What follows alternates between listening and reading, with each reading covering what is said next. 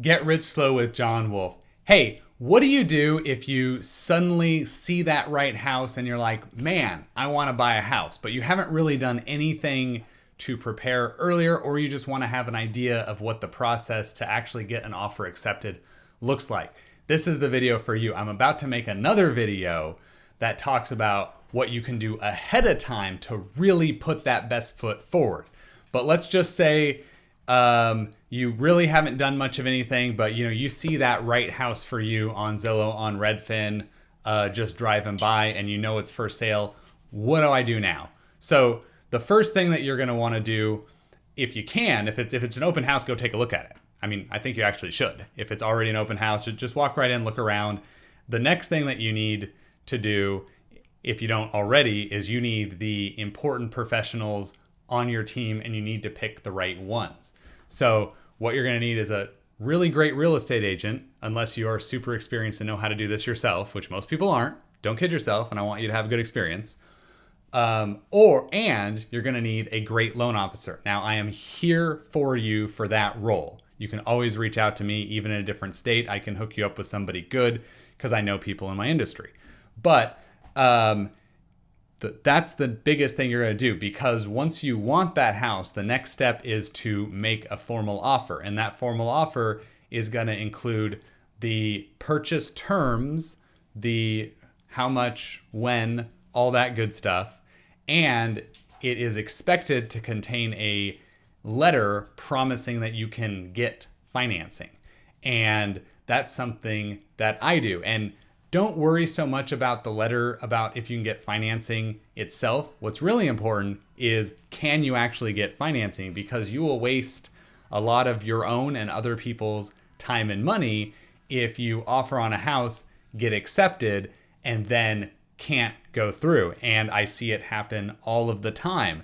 A lot of the biggest names that you have definitely heard about who do home loans do not close anything close to on time, or even at all, upwards of 40% of the time. And because of that, they have such negative reputations that a lot of the time an offer that's similar that comes from one of them versus comes from me won't get accepted at all. You'll never get a call back. You won't even really know that somebody offered $1,000 less, maybe even the same amount, and they got a call back and you didn't.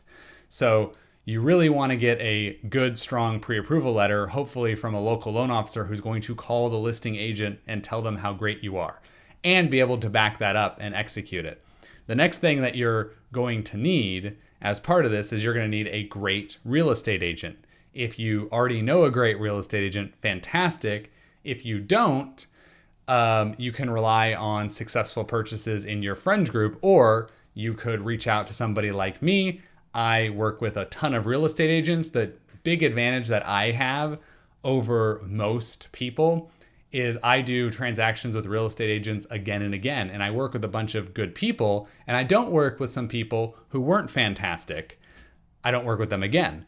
But more importantly, over repetition, I only actually can tell you if a real estate agent is good if I've actually seen how they handle a situation when things don't go smoothly. When there's an inspection report with big issues, when there's things like that, that's when people prove their mettle. And it sounds really crazy, but for the average consumer, a real estate agent earns their pay to them if they tell you not to do a transaction, because there's something wrong that they see with their experience that you might not notice. And again, you got to remember, all of these people are paid if the transaction happens. So if somebody tells you, I don't know about this one, I don't really feel good, here are the reasons, I think we should consider something else, that person is literally saying, I don't want to get paid on this transaction, I want to find a better transaction for you. That's something that you should really pay attention to. So anyways, what's the process going to look like? Well, if you reach out to me, hopefully you give me a phone call, and I'm just going to quickly go over your situation, find out what you want to do. And then I'm either going to take an application down over the phone, or text you an online application, or email it for your computer. You're going to fill it out. I'll review it, check your credit, and I'll call you back just to go over everything with you. At that point, I'll send out a pre-approval letter to your real estate agent. Your real estate agent and you will negotiate on exactly what you want to do. You'll send in the offer. Then let's say the offer is accepted. Okay, So when the offer gets accepted, I get sent a copy. You'll obviously get a copy of the accepted offer signed by the other side. And now it's time to get any additional documents to me. It's time that I'm going to disclose all of the legal loan terms to you. You're going to have to sign off on seeing the loan terms before we can order the appraisal. The appraisal is going to get ordered. You're going to go to underwriting sometime in the process a little bit later after we get all the documents.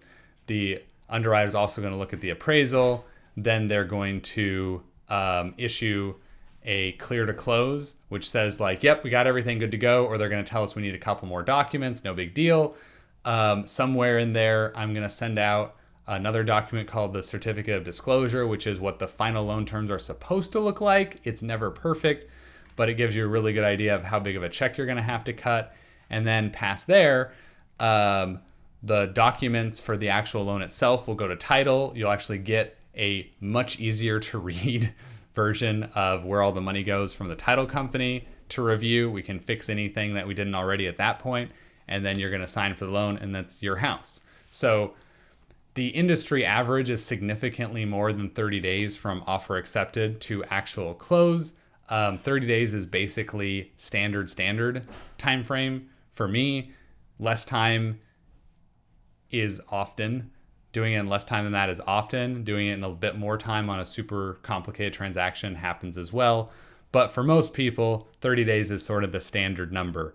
Now, check out my other video on what you can do to actually compete with cash offers, because I'll tell you some of the cool things you can do to make your offer not standard and maybe even get your offer accepted when you have a lower offer than your competitors.